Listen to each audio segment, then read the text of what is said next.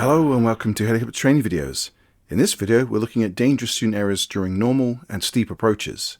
This is a clip from the Helicopter Training podcast, Dangerous Student Errors series. You can find those full episodes linked in the description or in our YouTube podcast tab. Move on and talk about what you tell CFIs about teaching normal and steep approaches.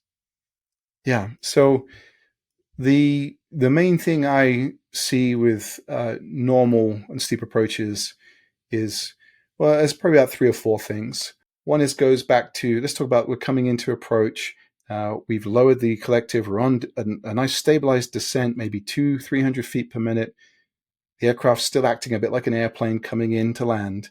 And then as we bleed off the airspeed, I use 30 knots as a kind of a call out as the instructor and the student.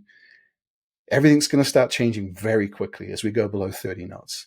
There's already sort of industry rule of thumb that you don't go below 30 knots if you have greater than 300 feet per minute descent rate. So we should already be pre-programmed to use that 30 knots to look at the VSI, look at the vertical speed indicator. And if we have 500 feet per minute, we don't go any slower till we fix that.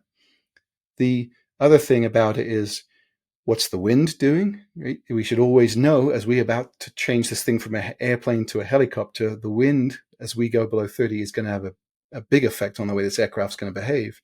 So we should always be aware, whether that's a windsock or the way the trim strings start to pull across the airframe once we slow down, or the way the tail's twitching, we should be paying attention to that.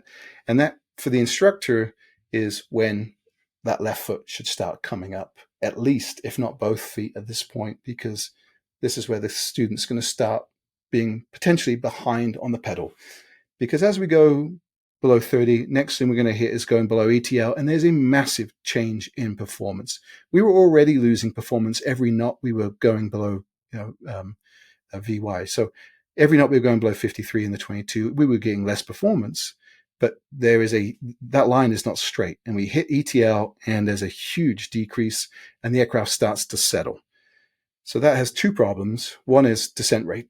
We've got to make sure that because that VSI, it will be seconds before that VSI catches up with what's just really happened. So if you were already at 300 or 350 feet per minute and you let it drop, now you're starting to get close to getting into vortex ring state. So that's one part, is you're ready to pull up the collective if the student's slow on it. But the other piece, of course, is that when the student does pull up on the collective, as they will to stop the descent, is the engine starts opening the throttle and we get that torque reaction and the aircraft starts spinning to the right. And we've lost that vertical stabilizer assistance coming in as we've got slow. So the aircraft's more wanting to turn anyway. Plus, let's say we weren't paying attention to the wind and we have a left crosswind or whatever it is that's going to affect the way the aircraft's going to react with LT type threats. So be close on the pedal, be close on the bottom of the collective, but also be close on the top of the collective, because as the aircraft starts to settle, the student is often not looking at the manifold pressure. And that's good. They should be looking outside. Certainly when they're starting, there's a lot going on. They need to see what's going out. But they'll just pull and pull and pull. And so what we worry about there is that they'll overpull, will hit low RPM, especially in carb icing conditions where we are already pulling more manifold pressure to compensate for the warmer air coming in with the carb heat. So we're getting closer to that full throttle point, especially spring or late summer thunderstorms. Humidity comes down. It's already pretty warm. So we want to make sure we're blocking there and always be ready to go around. And aviation talks about it all the time. You have a song you play every episode of Aviation News Talk. But with the instructor, you have to have all that pre-programmed, which is, if you don't mind, a slight side note here: aviate, navigate, communicate, educate. And those are the order of priorities. So the aviate bit would be taking the controls as necessary, of course.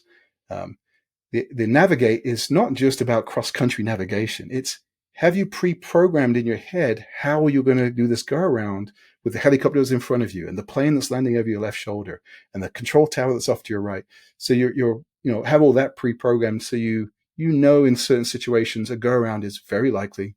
Auto rotations, teaching auto rotations, steep approaches, any approaches with a brand new student, a go around is pretty likely. So you should have already pre-programmed. This is how I'm going to take the controls. This is how I'm going to navigate us out of this trouble and communicate, not just listening and telling what's going on in the traffic pattern, but communicating to the student, hey, I'm right there with you. I'm right with you. Or, hey, my controls, I need to go around here.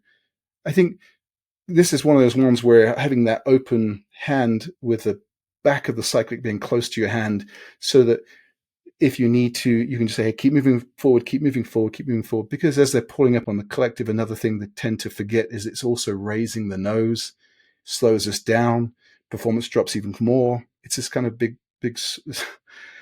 as you know, all the little interconnected pieces of bringing the helicopter into a hover. But yeah, always be ready to push forward and go around as the instructor. That would be my advice there. Yeah, going around is one of those things that can just prevent so many accidents. And certainly in the airplane world, we see people just don't do it often enough. For example, on one day in early September, there were 2 jets at 2 different locations, which both ran off the end of the runway.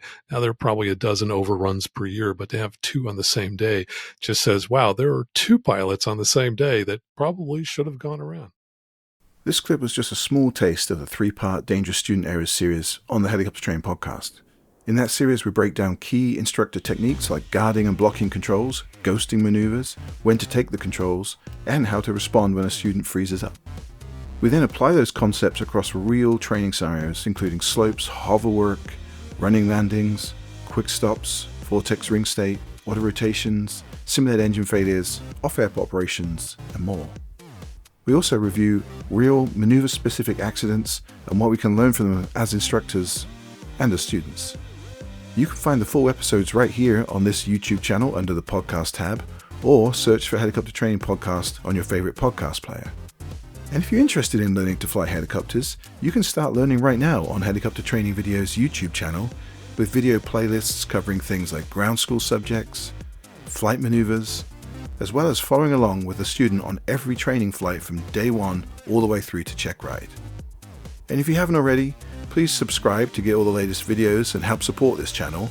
And finally, for more information, including articles, quizzes, and resources, and how to support this volunteer project, please check out our website, helicoptertrainingvideos.com. Thanks for watching. Fly safe.